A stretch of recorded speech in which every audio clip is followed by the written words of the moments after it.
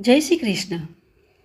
माघ मास हमारे लिए एक ऐसा सुनहरी अवसर है जिसमें हम भगवान श्री कृष्ण की कथा कीर्तन करते हुए हम हमारे आध्यात्मिक जीवन में प्रगति कर सकते हैं और अंततः भगवान श्री कृष्ण की शुद्ध भक्ति प्राप्त कर सकते हैं।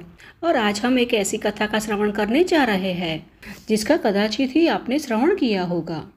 तो कृपया कथा सुनने के लिए अंत तक हमारे साथ जुड़े रहना और कथा अच्छी लगे तो लाइक, शेयर और ऐसे ही वैदिक और प्रमाणभूत कथाओं का श्रवण करने हेतु इस चैनल को सब्सक्राइब भी कर लीजिएगा।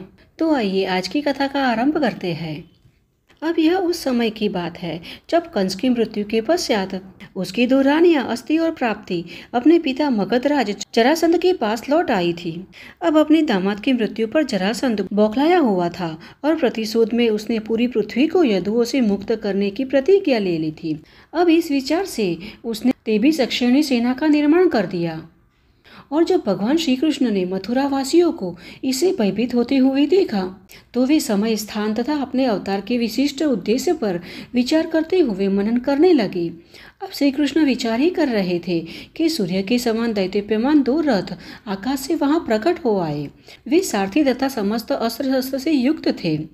तब भगवान श्री कृष्ण ने बलराम जी से कहा कि भैया, यदुवंशियों पर मंडराते हुए इस खतरे को देखो और देखो, आपके प्रिय अस्त्रों के साथ आपका रथ भी तैयार खड़ा है। हम अपने भक्तों की रक्षा के लिए ही अवतरित हुए हैं, तो आओ इस सेना को नष्ट करके इस भार को कम करते हैं। अब श्री कृष्ण और बलराम ने कवच पहना और एक छोटी सी सेना लेकर नगरी से बाहर आ गए। अब अपने सारथी दारुक के साथ सीमा पर पहुंचते ही भगवान श्री कृष्ण ने अपना शंख बजाकर शत्रुओं के हृदय को भय से दहला दिया। अब जब जरासंध ने अपनी नातियों को देखा तो उसे दया आई, परंतु कृष्ण को सम्मानित करते हुए उसने कहा कि अरे पुरुषोत्तम, तुमसे युद्ध करना मेरे लिए अपमान की बात है, क्योंकि तुम क्षत्रिय नहीं हो। अपने परिजनों के हत्यारे, चले जाओ यहाँ से। उसके पश्चात उसने बलराम जी से भी कहा कि हाँ बलराम, यदि तुम्हारे अंदर साहस है तो तुम मुझसे युद्ध कर सकते हो, या तो मेरे बाणों से हताहत होकर तुम स्वर्ग प्राप्त करो अथवा मेरा वध करो। अब यह सुनकर भगवान श्री कृष्ण ने उत्तर दिया कि सच्चे वीर केवल डिंगे नहीं हाँकते, वे युद्ध करके अपनी बहादुरी दिखाते हैं। हम चिंताग्रस्त तथा मरने को तैयार व्यक्ति की बातों का बुरा नहीं मानते। जिस प्रकार वायु सूर्य को बादलों से ढक देती है, जरासंध ने अपनी विशाल सेना से श्री कृष्ण को घेर लिया। अब अपनी सेना को बाणों की निरंतर वर्षा से पीड़ित देखकर भगवान श्री कृष्ण ने अपने सारंग धनुष की टंकार बजाई और अग्निपुंज के समान दिखाई देने वाले असंख्य बाण छोड़े और देखते ही देखते सैनिकों, हाथियों तथा घोड़ों के कटे हुए अंग से निकले हुए रक्त की नदी बहने लगी। उस समय नदी में सैनिकों की कटी हुई भुजाएं सर्पों के समान, सिर कछुओं के समान और मृत हाथी द्वीप के समान तथा मृत घोड़े मगरमच्छों के समान दिखाई पड़ रहे थे। अब भगवान श्री कृष्ण की सेना का एक भी सैनिक नहीं मरा था, जबकि जरासंध का रथ चकनाचूर हो गया तथा सारे सैनिक मारे गए। तब बलराम जी ने जरासंध को वरुणपास तथा साधारण रस्सियों से बांधकर जकड़ लिया, परंतु अपनी भावी योजना को देखते हुए श्री कृष्ण ने बलराम जी से जरासंध को मुक्त करने का निवेदन किया। अब जरासंध जैसे महान वीर के लिए यह अपमान मृत्यु से भी बदतर था, अतः अपने राज्य लौटने की बजाय उसने घोर तपस्या करने का निश्चय किया। परंतु जंगलों की ओर जाते समय उसे मार्ग में अपने मित्र मिल गए और उन्होंने उसे घर लौटने के लिए मनाते हुए कहा कि यदुओं से तुम्हारी पराजय तुम्हारी दुर्बलता के कारण नहीं हुई है, यह तो तुम्हारे पूर्व कर्म का अटल परिणाम था। इसीलिए हताश मत हो और पुनः कृष्ण पर आक्रमण करने की तैयारी करो। अब निराश होकर जरासंध घर तो लौट आया, परंतु इसी प्रकार जरासंध ने सहस्त्र बार मथुरा पर आक्रमण किया और हर बार उसका एक एक सैनिक मारा गया। हर बार जरासंध को यदु राजकुमारों ने बंदी बनाया और उसी प्रकार अपमानित करके छोड़ दिया। और जब जरासंध ने 18वीं बार आक्रमण किया, उसी समय मथुरा की दूसरी ओर से काल यवन नामक एक राजा ने भी अपने 3 करोड़ सैनिकों के साथ मथुरा पर चढ़ाई कर दी। अब देखिए, जरासंध को तो भगवान कितनी बार हरा चुके थे, परंतु यह काल यवन का नाश कैसे किया जाए उसके विषय में भी भगवान ने पहले से ही सोच रखा था। अब भगवान ने काल यवन का नाश कैसे किया इसके विषय में जानते हैं। तो पूर्व काल में एक समय यदुवंश के कुल पुरोहित गर्गाचार्य के बहनों ने उन्हें नपुंसक कहकर उनकी निंदा की। अब यह सुनकर पास खड़े हुए यादव हंसने लगे और यह देखकर गर्गाचार्य जी क्रोधित हो और एक ऐसे पुत्र की प्राप्ति हेतु दक्षिण दिशा की ओर चले जो यादवों को आतंकित कर सके। और 12 वर्ष शिव जी की तपस्या करके उन्हें वह वरदान प्राप्त हो गया और कुछ समय पश्चात जब यौवनों के निसंतान राजा ने गर्गाचार्य जी से पुत्र होने का वरदान मांगा, तो आचार्य ने राजा की पत्नी के गर्भ से काल यवन को जन्म दिया और इस बालक में भगवान रुद्र के समान क्रोध था। अब एक समय अपना कोई प्रतिद्वंदी न मिलने पर काल यवन ने नारद मुनि जी से पूछा कि पृथ्वी पर सर्वाधिक शक्तिशाली राजा कौन है। तब नारद मुनि जी द्वारा यादवों का नाम बताए जाने पर वह मथुरा पर आक्रमण करने पहुंचा और परिस्थिति का मुआयना करते हुए श्री कृष्ण ने बलराम जी से कहा कि यदुओं को दोनों ओर से खतरों ने घेर रखा है। इस यवनराज ने हमारी सीमा पर घेराबंदी कर ली है और शीघ्र ही जरासंध भी पहुंचने वाला है। यदि हम यवनराज से युद्ध में व्यस्त हो जाते हैं तो हमारी अनुपस्थिति का लाभ उठाकर जरासंध हमारे संबंधियों को मारकर अथवा बंदी बनाकर अपनी राजधानी ले जाएगा। इसलिए हमें तुरंत ऐसे किले का निर्माण करना होगा जिसे कोई मनुष्य न भेद पाए। तब अपने परिवार को वहां भेजकर हम इस यवनराज का वध करेंगे। इस प्रकार भगवान श्री कृष्ण ने समुद्र के बीच 150 किलोमीटर परिधि की नगरी द्वारका का निर्माण किया और विश्वकर्मा इसके योजनाकार तथा निर्माता थे। अब वह नगरी चौड़े रास्तों तथा भव्य उद्यानों से युक्त थी। वहां बगीचे में स्वर्ग से लाए हुए पेड़ पौधे रोपे गए थे और प्रमुख द्वारों पर बने स्वर्ण गुम्बट आकाश चूम रहे थे। घर सोने से ढके हुए थे और छतें बहुमूल्य रत्नों से जड़ी थी। घरों के अतिरिक्त अस्तबल और गोदाम थे जो चांदी और पीतल से बने थे।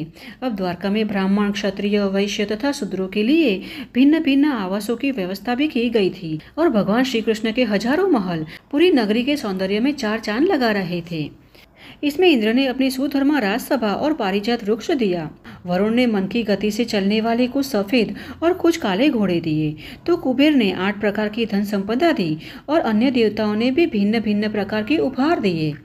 तब श्री कृष्ण ने अपनी योग माया से रातों रात सब मथुरा वासियों को निद्रा अवस्था में ही द्वारका पहुंचा दिया। अब प्रातः उठने पर स्वयं को स्वर्णिम महलों में देखकर वे सब आश्चर्यचकित रह गए। अब बलराम जी मथुरा की रक्षा के लिए वहीं ठहर गए और उनसे चर्चा करके श्री कृष्ण ने उन्हें नगर का जनक स्थापित कर दिया। तत्पश्चात श्री कृष्ण प्रमुख द्वार से होकर मथुरा से बाहर आए। उन्होंने कमल पुष्पों की माला पहनी थी, परंतु वे निहत्थे थे। अब मथुरा से बाहर आने पर श्री कृष्ण पूर्ण चंद्रमा के समान प्रकट हो गए और उन्हें देखकर काल यवन ने सोचा, हो न हो यह वासुदेव है। नारद मुनि जी के कथनानुसार इनकी 4 भुजाएं हैं, कमल दल के समान नेत्र है तथा ये अत्यंत सुंदर है। चूंकि ये निहत्थे है, इसलिए मैं भी बिना अस्त्र शस्त्र के इनसे युद्ध करूंगा। अब इस प्रकार विचार करके काल यवन पैदल श्री कृष्ण का पीछा करने लगे और भगवान भी बिना घबराए चलते ही रहे। यद्यपि काल यवन श्री कृष्ण से कुछ ही पग से पीछे चल रहा था, फिर भी वह उन्हें पकड़ नहीं पाया और चलते चलते वह भगवान श्री कृष्ण को ललकारने लगा कि तुम यदुवंशी हो, युद्ध से पलायन करना तुम्हें शोभा नहीं देता। अब इस प्रकार काल यवन को बहुत दूर ले जाकर भगवान श्री कृष्ण एक गुफा के भीतर चले गए और उनके पीछे जब काल यवन उस अंधेरी गुफा में अंदर आया तो उसने वहां सो रहे एक व्यक्ति को देखा और उसे ही श्री कृष्ण मानकर काल यवन ने सोचा कि मुझे इतनी दूर लाने के बाद अब यह आराम से सो रहा है। इस प्रकार सोचकर उसने उस व्यक्ति को जोर से ठोकर मारी और गहरी नींद से जागे उस व्यक्ति ने उठकर चारों ओर देखा। तब उसकी क्रोधित दृष्टि काल यवन पर गई। तब उनकी आंखों में ज्वाला निकल रही थी और देखते ही देखते काल यवन राख का ढेर बन गया। अब आप सोच रहे होंगे कि यह व्यक्ति कौन था।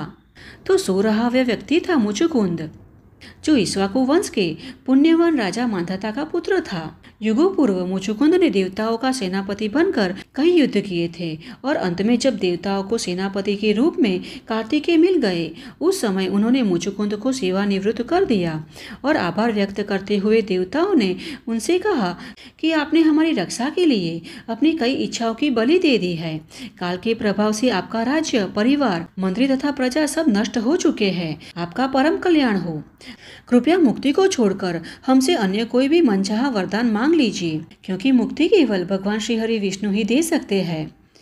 अब अनेक वर्षों तक न सोने के कारण मुचुकुंद ने लंबी नींद का वरदान मांगा और कहा कि यदि कोई समय से पहले उन्हें जगा दे तो उनकी दृष्टि पड़ते ही वह भस्मीभूत हो जाए। अब इस प्रकार देवताओं की अनुमति लेकर वे अगाध निद्रा के लिए इस गुफा में आकर सो गए थे। तो यही योजना से भगवान श्री कृष्ण काल यवन को इस गुफा में लेकर आए थे। भगवान श्री कृष्ण उस गुफा में इसीलिए आए थे कि वह काल यवन का विनाश कर सके तथा मुचुकुंद का उद्धार कर सके। अब काल यवन की मृत्यु के पश्चात मुचुकुंद ने अपने सम्मुख श्यामल अंग कांति लिए चतुर्भुज भगवान श्री हरि विष्णु को देखा। उनके वक्षस्थल पर श्रीवत्स चिन्ह, कंठ में दैदीप्यमान कौस्तुभ मणि और वैजंती माला थी। अब भगवान का अत्यंत सुंदर हंसता हुआ मुख मकराकृति कुंडलों तथा चंचल कटाक्षों से अत्यंत शोभित हो रहा था और नवयौवन से भरा उनका सौंदर्य अतुल्य था। अब भगवान को अपने समक्ष देखकर मुचुकुंद ने कहा कि आप कौन है और कमल दल के समान कोमल चरणों के साथ कटीली भूमि पर चलकर यहाँ किस प्रयोजन से आए हैं? कहीं आप अग्नि, सूर्य अथवा चंद्रदेव में से एक तो नहीं है, परंतु मुझे लगता है कि आप ही पूर्ण पुरुषोत्तम भगवान है, क्योंकि आपकी आभा ने इस गुफा के अंधकार को नष्ट कर दिया है। अब मुचुकुंद को अपना परिचय देते हुए भगवान श्री कृष्ण ने कहा कि मैंने अब तक असंख्य जन्म एवं असंख्य नाम धारण किए हैं, इतने कि मैं भी उनकी गिनती नहीं कर सकता हूँ। यहाँ तक कि महान ऋषिगण भी मेरी लीलाओं का ओर छोर नहीं पा सकते, परंतु फिर भी मैं तुम्हें अपने वर्तमान जन्म की जानकारी देता हूँ। बहुत समय पूर्व ब्रह्मा जी ने मुझसे असुरों का वध करके धरती का भार कम करने का निवेदन किया और फलस्वरूप मैं वसुदेव पुत्र बनकर यदुवंश में अवतरित हुआ हूँ और पूर्व जन्म में की गई तुम्हारी प्रार्थना के फलस्वरूप ही आज मैं तुम्हें अपने दर्शन देने यहाँ आया हूँ। मुझे संतुष्ट करने वाले व्यक्ति कभी निराश नहीं होते, इसीलिए तुम मुझसे मनोवांछित वर मांग सकते हो। यह मेरा वचन है कि मेरी कृपा से मेरे शरण में आए व्यक्ति की समस्त इच्छाएं पूरी होंगी। अब यह सुनकर मुचुकुंद ने झुककर भगवान के चरण कमलों में प्रणाम किया और उन्हें स्मरण हो आया कि किस प्रकार वर्षों पूर्व गर्ग मुनि ने भविष्यवाणी की थी कि एक दिन उन्हें भगवान नारायण के दर्शन प्राप्त होंगे। अब मुचुकुंद ने कहा कि इस संसार में प्रत्येक व्यक्ति माया से विमोहित है। दुर्लभ मनुष्य जीवन प्राप्त करके भी मैंने राजसी ठाट बाट में अपना जीवन व्यतीत कर दिया। अपने कार्यों को सर्वदा उचित मानने वाला ऐसा अति लोभी और भोग विलासी में अनुरुक्त व्यक्ति अचानक आपको काल रूप में अपने समक्ष पाकर मैं धन्य हो गया हूँ। हे भगवान, आप अपने काल रूप में सदैव सचेत रहते हैं और भौतिकवादी व्यक्ति के सामने मृत्यु रूप में जिस प्रकार अपनी जीभ लवलवाते हुए भूखा सांप चूहे के सामने आता है। हे भगवान, अपने राज्य के प्रति मेरी आसक्ति को काटकर आपने मुझ पर विशेष कृपा की है। हे सर्वशक्तिमान, आपके चरण कमलों की सेवा के अतिरिक्त मेरी अन्य कोई इच्छा नहीं है। इस इच्छा के अतिरिक्त अन्य सब इच्छाएं केवल बंधन का कारण बनती है। फिर कोई भी बुद्धिमान व्यक्ति भला क्यों उनके लिए प्रयास करेगा? इसीलिए हे भगवान, अपनी समस्त भौतिक इच्छाओं को त्याग कर मैं आपका आश्रय चाहता हूँ। अनादिकाल से मैं इस संसार में त्रस्त हूँ और शोक ज्वाला में जल रहा हूँ। इसीलिए हे परमात्मा, कृपा मेरी रक्षा कीजिए। आज बड़े सौभाग्य से मुझे आपके चरण कमलों के दर्शन प्राप्त हुए हैं।